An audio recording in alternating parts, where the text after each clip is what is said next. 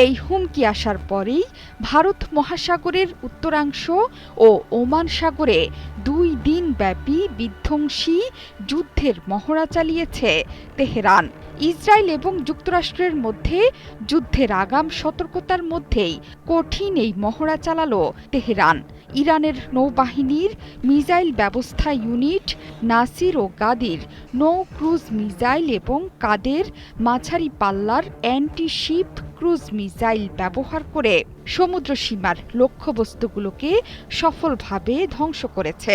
এর মধ্যে অন্তর্ভুক্ত আছে নৌবাহিনীর যুদ্ধজাহাজ ও সাবমেরিন, আকাশ ইউনিট, উপকূল থেকে সমুদ্র মিসাইল ঘাঁটি, সমুদ্রভিত্তিক মিসাইল ঘাঁটি এবং ইলেকট্রনিক যুদ্ধ ইউনিট।